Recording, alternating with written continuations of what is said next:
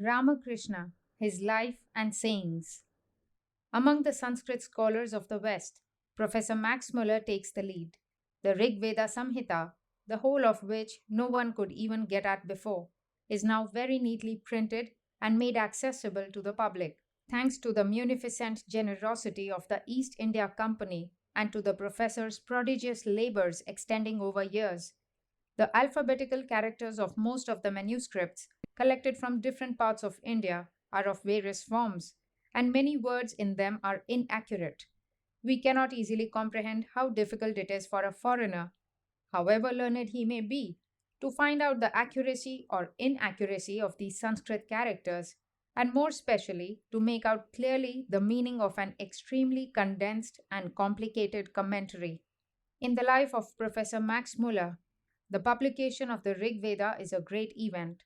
Besides this, he has been dwelling, as it were, and spending his whole lifetime amidst ancient Sanskrit literature. But notwithstanding this, it does not imply that in the professor's imagination, India is still echoing as of old with Vedic hymns, and with her sky clouded with sacrificial smoke, with many a Vasishtha, Vishwamitra, Janaka, and Yagnavalkya, with her every home blooming with a Gargi or a Maitreyi, and herself guided by the Vedic rules or canons of Griha Sutra. The professor, with ever watchful eyes, keeps himself well informed of what new events are occurring when in the out of the way corners of modern India, half dead as she is, trodden down by the feet of the foreigner professing an alien religion, and all but bereft of her ancient manners, rites, and customs. As the professor's feet never touched these shores, many Anglo Indians here show an unmixed contempt for his opinions on the customs, manners, and codes of morality of the Indian people. But they ought to know that, even after their lifelong stay, or even if they were born and brought up in this country, except any particular information they may obtain about that stratum of society with which they come in direct contact, the Anglo Indian authorities have to remain quite ignorant in respect of other classes of people, and the more so when of this vast society divided into so many castes, it is very hard even among themselves for one caste to properly know the manners and peculiarities of another.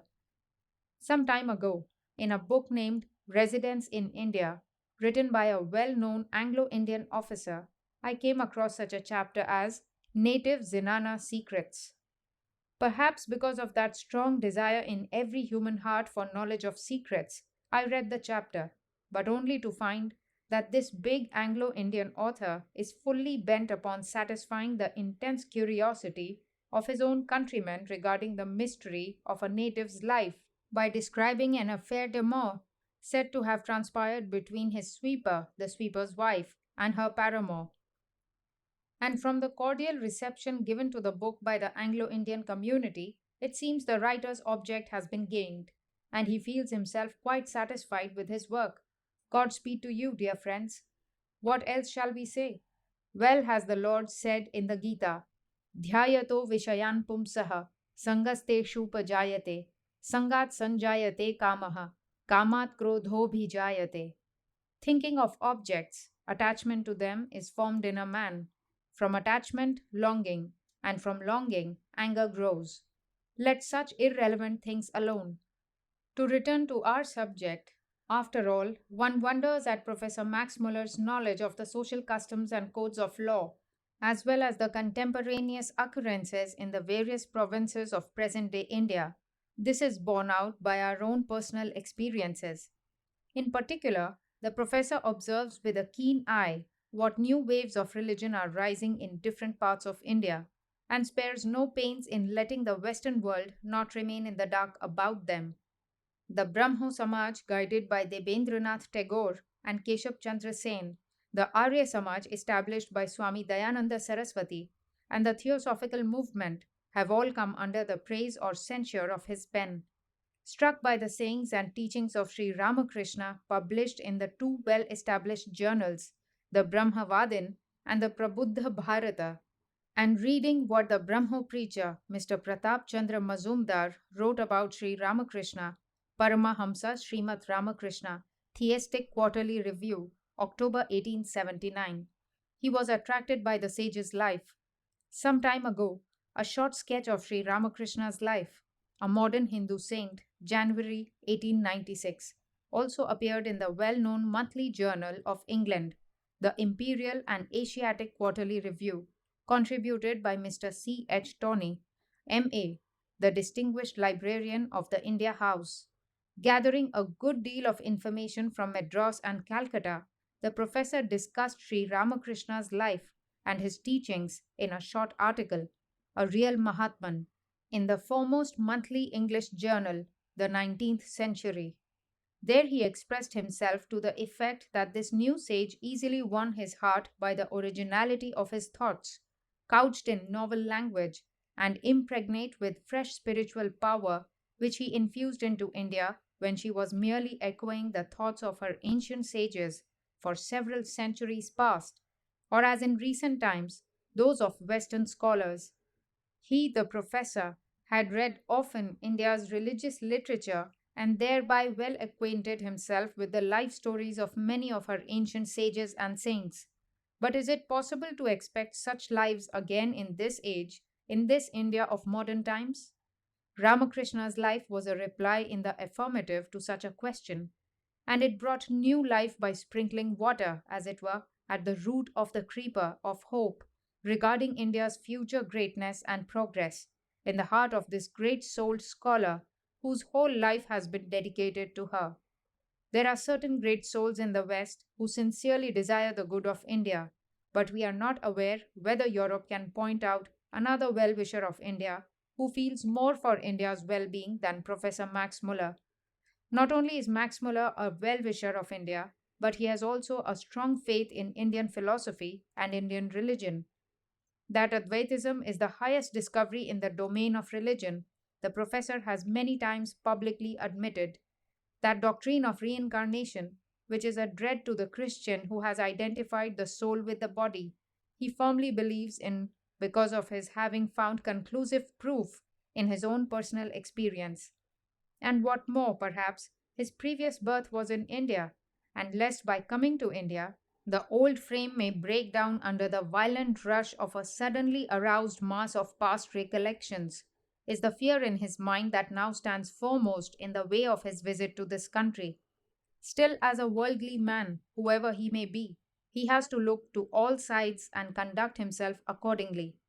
When, after a complete surrender of all worldly interests, even the sannyasin, when performing any practices which he knows to be purest in themselves, is seen to shiver in fear of public opinion, simply because they are held with disapproval by the people among whom he lives, when the consideration of gaining name and fame and high position, and the fear of losing them, regulate the actions of even the greatest ascetic, though he may verbally denounce such consideration as most filthy and detestable, what wonder, then, that the man of the world who is universally honored and is ever anxious not to incur the displeasure of society will have to be very cautious in ventilating the views which he personally cherishes.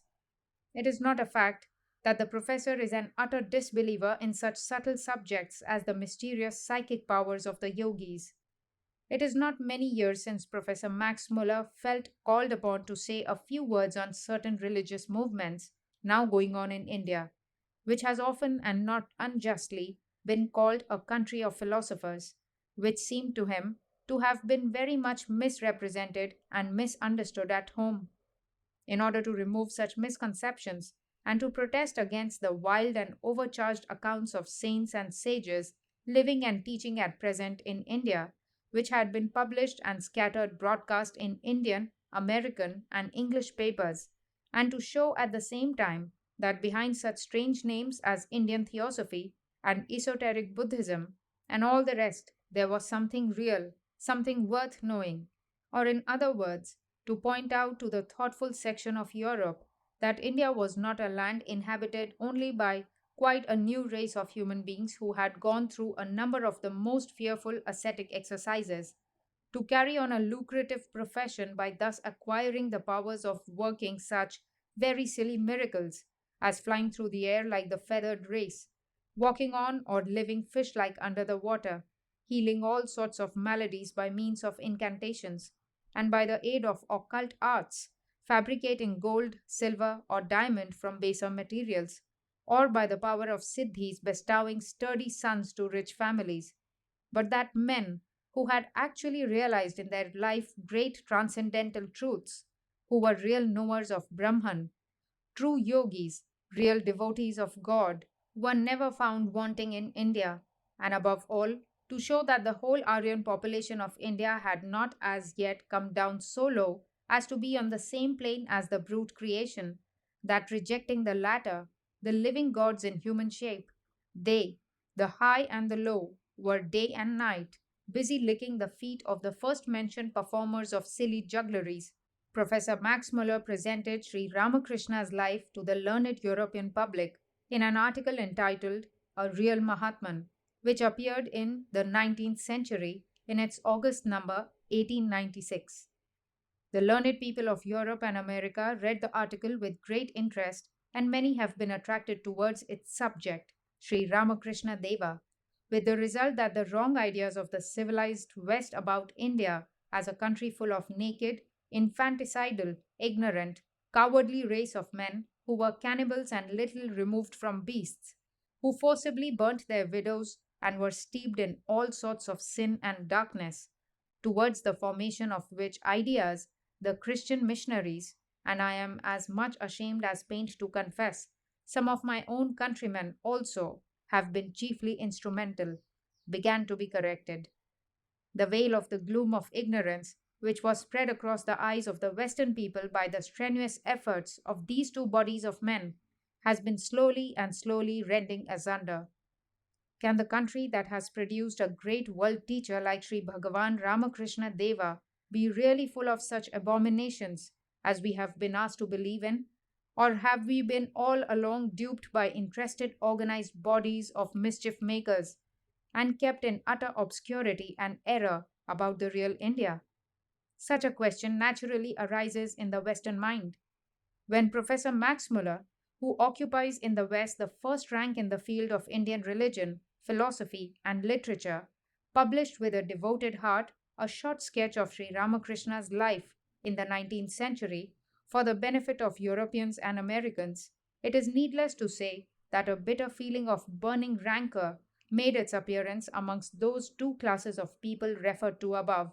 By improper representation of the Hindu gods and goddesses, the Christian missionaries were trying with all their heart and soul to prove that really religious men could never be produced from among their worshippers. But like a straw before a tidal wave, that attempt was swept away, while that class of our countrymen alluded to above, which set itself to devise means for quenching the great fire of the rapidly spreading power of Sri Ramakrishna, seeing all its efforts futile, has yielded to despair.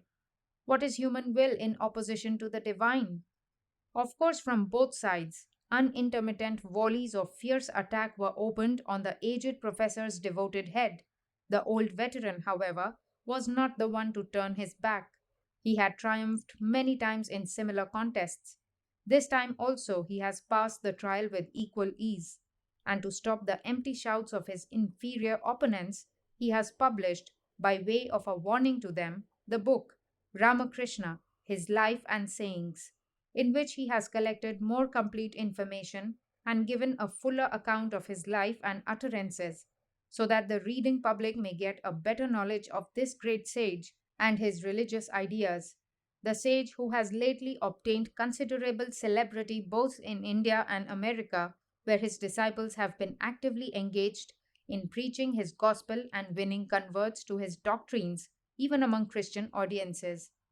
The professor adds, this may seem very strange, nay, almost incredible to us. Yet, every human heart has its religious yearnings. It has a hunger for religion, which sooner or later wants to be satisfied.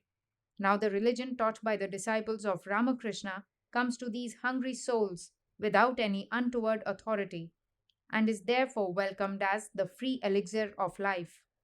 Hence, though there may be some exaggeration in the number of those who are stated to have become converted to the religion of Ramakrishna, there can be no doubt that a religion which can achieve such successes in our time, while it calls itself with perfect truth the oldest religion and philosophy of the world, which is the Vedanta, the end or highest object of the Vedas, deserves our careful attention. After discussing, in the first part of the book, what is meant by the Mahatman, the four stages of life, ascetic exercises or yoga, and after making some mention about Dayananda Saraswati, Pabhari Baba, Debendranath Tagore, and Rai Shaligram Sahib Bahadur, the leader of the Radhaswami sect, the professor enters on Sri Ramakrishna's life. The professor greatly fears lest the dialogic process, the transformation produced in the description of the facts as they really happened by too much favorableness or unfavorableness of the narrator towards them, which is invariably at work in all history as a matter of inevitable course, also influences this present sketch of life. Hence his unusual carefulness about the collection of facts. The present writer is an insignificant servant of Sri Ramakrishna, though the materials gathered by him for Ramakrishna's life have been well pounded in the mortar of the professor's logic and impartial judgment, still he, Max Muller, has not omitted to add that there may be possible traces of what I call the dialogic process and the irrepressible, miraculizing tendencies of devoted disciples, even in his unvarnished description of his master. And no doubt, those few harsh, sweet words which the professor has said in the course of his reply to what some people, with the Brahmo Dharma preacher, the Reverend Pratap Chandra Mazumdar, at their head, wrote to him in their anxiety to make out a not edifying side of Ramakrishna's character, demand thoughtful consideration from those amongst us of Bengal who, being full of jealousy, can with difficulty bear the sight of others' weal. Sri Ramakrishna's life is presented in the book in very brief and simple language. In this life, every word of the wary historian is weighed, as it were, before being put on paper. Those sparks of fire, which are seen here and there to shoot forth in the article, a real Mahatman, are this time held in with the greatest care. The professor's boat is here plying between the Scylla of the Christian missionaries on the one hand and the Charybdis of the tumultuous Brahmos on the other. The article, a real Mahatman, brought forth from both the parties many hard words and many carping remarks on the professor. It is a pleasure to observe that there is neither the attempt made here to retort on them, nor is there any display of meanness, as the refined writers of England are not in the habit of indulging in that kind of thing, but with a sober, dignified, not the least malignant, yet firm and thundering voice, worthy of the aged scholar, he has removed the charges that were levelled against some of the uncommon ideas of the great soured sage, swelling forth from a heart too deep for ordinary grasp. And the charges are indeed surprising to us. We have heard the great minister of the Brahmo Samaj, the late revered Acharya Sri Keshab Chandra Sen, speaking in his charming way, that Sri Ramakrishna's simple, sweet, colloquial language breathed a superhuman purity, though in his speech could be noticed some such words as we term obscene, the use of those words on account of his uncommon childlike innocence and of their being perfectly devoid of the least breath of sensualism, instead of being something reproachable, served rather the purpose of embellishment.